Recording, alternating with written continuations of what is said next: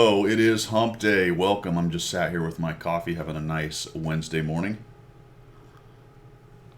That's not true. I'm at work. I did this the day before. So, through the magic of editing, here we are, and you want a code. So, what we're going to do for the code today is I'm going to drop a video every 45 minutes until we get through the 8 numbers and letters for the code. And then inside that about 5-minute video, there will be a puzzle that you've got to complete that will give you either the letter or the number. Then once you do all 8 of those, then you will have your code. All right. So first you got to watch this video though to find out what the time for the next video to be dropped is, and then you'll be able to sort it out from there. All right. So no, here's your code. I wonder how many people got super angry right there. It just started. Oh, I hate it when they do that. They never put the code out at 0700 like they said. God. I'm just kidding, guys. It's Wednesday. It's hump day. Relax. We're almost there. Well, not really. It's the morning of hump day, which means you have the whole about half a day to get through. Then you're halfway through. Anyway, welcome back. Just sitting here, like I said, having a nice coffee. What follows is a pretty good video, actually. How's that for selling my video? It's an okay video. You should stick around. A good video, let's put it that way. A fantastic, amazing video of a replay from Fisherman Joe, I believe. And he is going to show you a couple things. A valley push on Lakeville. Oh my goodness. A valley push. He's going to finish, I believe it's the T55 TD mission where he needs 6,000 damage. And it is a photo finish, folks. You're going to want to see this. It's pretty good. You know, and it speaks a little bit to two things, I think. Number one is the channel itself, what I'm trying to do here, which is have a no drama, kind of straightforward channel where we talk about the game and how it's played. In all the ways it's played. And so that brings me to the second thing, which is, you know what, you can win a lot of different ways in this game. And while I would probably tell you a valley push, just as one example, on Lakeville isn't your best bet, I am happy to look at a good example of one that worked and look at it and say, all right, well, let's analyze that and see why it worked. And maybe we can learn something overall from it. So it's really great, I think, as far as this video goes and where my channel tries to go. Those two things really matched up nicely on this one. So take a look at it. We'll talk about valley pushes. We'll talk about why it worked. We'll talk a little bit about why it usually doesn't work. Just as one example from one map and one part of one map that I know that a lot of people don't really like other people going down into the valley. But I guess there's a third part. There's a third part to this, which is not getting too crazy about a pixel tank game. And if somebody wants to try a valley push, then no worries. You know, react to it, do your best, and go from there. And if you want to try one, then no worries too, right? And I'm giving you a specific example of one kind of map and one issue that a lot of people have with people who go into certain spots of that map, i.e. the valley. But sometimes we get too wrapped up into it, don't we? Sometimes we get a little too wrapped up into it. You're ruining my stats. You're a terrible person, all that. It's a pixel tank game.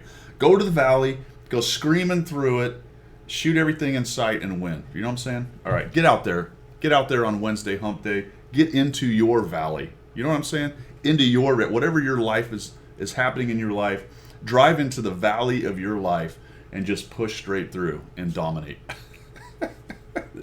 This is the part where we go into motivational speaking, all right? Also the part where everyone's tuning out.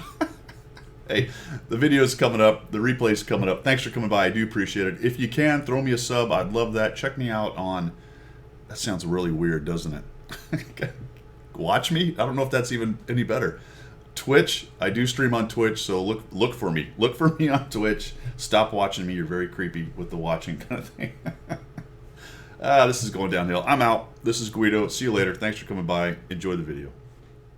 Hold on. I always screw this up. Every time. Thanks to Vergara21 for sending you guys here. Check out his channel. And you are going next to Sir 8J. Sir 8J. So before this one, my video before, I was in a Klaus sandwich. It was Klaus me than Klaus. See what happened there? And now I'm in a Latin sandwich. Got Vergara, Guido, and Sir AJ. All right, take it easy. It's a joke. I get because of my name. Just as an aside, I think one of the best insults I've ever had was I was called a Latin All-Star once. That is not an insult, by the way. I'm taking that as a badge of pride. But I don't know. Why am I talking about this? I don't know. Vergara 21 and Sir 8J. Go to see both of them. Give them a follow, a like, whatever it is. One of them is, are they both YouTube? We got YouTube for Vergara. We've got Twitch for Sir 8J. All right, so give them a follow, give them a sub, give them a whatever it is. All right, phew. That was close. I almost forgot. Later. Yo, it's Guido coming at you with the Tactics Talk. Welcome back, guys. Hey, I got a good one here. Who likes a photo finish? I like a photo finish. We got a photo finish here with Fisherman Joe from Clan Babbins and his Conway Tier 9 British TD, the turreted TD. This is interesting to me. The Tier 10 is kind of like the Death Star. It's not the FE, but it is the FE 4005, but not the one you think of that's the Death Star. But the crap barn, right, with the great big giant turret and the huge massive gun. Well, the Tier 9 it looks similar. It's got a smaller turret, but it's also very different in that it's got a smaller gun that only does, I want to say, 400 alpha and actually shoots pretty quickly. Yep, 400 alpha, good, decent pen. And shoots, it's kind of diametrically opposed. You go from the Tier 9 of this little, relatively pew-pew gun. It still hits hard and has good pin, but not, it's not dropping 1,000 like the Tier 10 can, but the Tier 10 has a massive reload. We're going to watch Fisherman Joe use that to his advantage with the fast-firing gun on this thing. He's here on Lakeville. That's a good thing for Fisherman Joe to be on, right? There's a lake, so there should be some fishing. But if you're going to have a photo finish, you've got to have a start. So here's the start. Let's take a look. Get started with Fisherman Joe, and he's going to come over here to the middle looking for early shots. T71DA is raging in there. Going to look for some spots. We got Fisherman Joe coming up to the standard TD position, looking for somebody to shoot at. And dadgummit, gets a crit damage, so not a great start. Should have been damaged, but he doesn't get it. He gets fired at by the 1375 and bounces it, and then sneaks around the corner right there. Lines up a shot on basically the azimuth that he saw and down into the bush and fires in there. And I don't believe that actually hit anything. It may have. We'll look at the end right there. And he backs out. Now this was interesting because I thought, all right, he's going to go over to town and help the guys in town with that fantastic gun. But what he does instead is he's going to go over and support the valley. We'll talk about a little bit about that as we go. I might not have stopped right there, Fisherman. That T-71 somehow came around that corner just enough and saw you. You could get aggro big time from down below. Although you might be far enough away. Then I thought you were going to the town, and he swings back over here. He's going to go to a spot that I didn't realize was here. I don't play this side. I don't play TDs on this side much, if ever anymore. I didn't realize these bushes were right here. They didn't used to be. I don't know how long ago they were put in. It seems like it was a while. But it does explain why so many TDs love to go back here. Kind of gives this side the same idea that the other side has, where there's a place and a bush for TDs to hide behind and wreck poor miscreants who attempt to come up and over the top. KV-13 is getting some lights, but he's looking at a Type 4 and a Mil-2 and something else, a Tiger P sitting there with another, well, the Tiger P's in the back right now, but I think he actually moves up eventually. His team gets down into the town. They're scrapping down there, but there's only a couple heavies. He's got a standard B camping, and really, this setup does not look good at all for his team. But good news is the enemy team is a bunch of Muppets. He's going to take that nice accuracy and put that right into the weak spot. Looks like he's firing gold. He may have actually hit the front of the turret. With gold, this thing has pretty good penetration. Let's see what we got here. We're sitting at 326, so that's maybe actually enough to go through the front face of the Type 4. He may have also been able to sneak one into that hatch, which is what it looked like he was aiming at. Now his team is pouring into the town a little bit more, so a bit more help. Standard B's moved up. And we kind of have this stalemate going here, which is why I mentioned I don't usually go here. But we're going to watch a kind of interesting thing happens here. And it's good to have enemy that are Muppets. That Type 4 has already been hit by a Conway once. So he's sneaking around thinking he might want to go after this KV-13, and Fisherman Joe's hanging out. And what usually happens here is it's quite a stalemate, unless somebody gets, well, silly and decides that it's time to push. Now, Type 4 takes a hit and bounces it, and all of a sudden the Tiger P comes up, and Fisherman Joe says, well, there's a soft target. Why don't I start dropping 400 plus into a ridiculous Tiger P? And what's interesting, at first I said, well, I'd probably finish the Tiger P off, but I think he's going for the hit points. Why is that? Well, he's on a mission. 6,000 damage. And he's about to be at 2,000, so he's 1/3 of the way. Remember, I mentioned this is a photo finish. So he's going where the hit points are. I might have gone after the side of the turret, but it didn't matter. We're just dropping gold and buttering this poor Type 4. Goes for that little weak spot, chin side, and then maybe, no, he doesn't get to finish off the Tiger P because the Tiger P dies to the KV-3. And then Fisherman Joe's going to do something that Guido approves of. My name is Guido, and I approve this. He is moving his TD forward when he gains an advantage on the side. If you count the noses, 1, 2, 3, 4, there's at least 4 in the town. There's an Artie, that's 5. There's a T-43 in the middle, that's 6. There's the Emil, that's 7. That only leaves 3 guys unaccounted for. So there's probably really not that many over here. Fisherman Joe's going to come in and start looking for what is going on. Is it just this Emil 2? What's the story here in Balamory? Now we got a 1, 2, 3, 4, 5, 6, 7, 8. 9 counting the Artie. Well, guess what?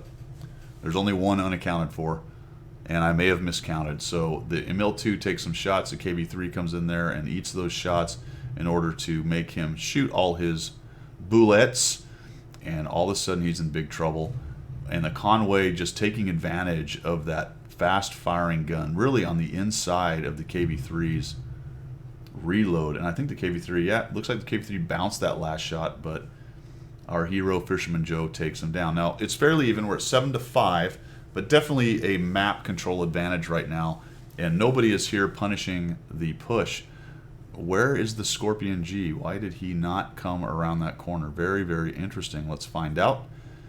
Remember, I said this is a photo finish. We're trying to get to 6,000 damage. We're at 3,681, and he finds the Scorpion right there.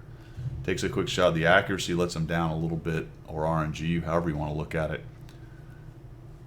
Waiting for a reload, waiting for the KV-3 to come up, and looking for an opportunity. He's gone to HE, so he switches out to HE, which is actually a good thing because, holy cow, here comes an S-51 charging in, and he nukes the S-51 for 350. S-51 takes a little bit of splash damage off of him. And now he's going to sneak up in here and start working on Scorpion G. This was interesting. I might have just gone after the T-32, but I think he's got HP on his mind, plus he's got HE loaded, so he just sneaks a nice 537 on that guy. And then he decides to get rid of this dude who's probably spotting him. And the good news is the other two, the 43 and the T-32, are busy with guys in front of them. And I'm not really sure what they're looking at. I'm assuming it's the standard B, probably. He's just trying to survive a standard B. That's unfortunate. Doesn't get anything off of that. But we're at 470, 5,187. But we're down to the last few tanks, and they got low hit points. So let's see. Let's look at the math. 5,209, so he needs a little less than 800. T-43, let's get some T-43 damage. Oh, we don't get it. He's got 238 to get. How many are we going to get out of him? Oh, we're a little bit less. Somebody took some off of him. Now we're at 5,315. Nice job pushing through all of that. And it looks like he's just after the hit points. But there's only 3 left. 2 of them are near dead. But he can't tell what the T-50 is at yet. Look at this WT. Oh, there he is. There's the T-50. And I don't know how he did that, but there you go. Sort of low rolls, though, unfortunately, on the T-50 for 379. That brings him up to 5,694. And it should be 1 hit, except that none of them have enough for the 1 hit. So he's going to need a couple of them. Sneaks that into the T-50. See that other shell that was going in? 5,962. This guy has enough to do it. Oh, what happened? He missed. Is he going to get it? I told you this is a photo finish, folks. Are we going to get the... Yes. 6,003 damage. We needed 6,000. We needed 5 kills for with honors, and we needed to win. 8 kills, 6,000 damage. The win. Nice job for, what was it? HT number, or TD, sorry. Number 3 for the T-54, or TD-15 number 3, however you want to look at it. Well, man, nice game, well done. You turned the camp in in the valley on Lakeville into a great game, and that's not exactly easy, man.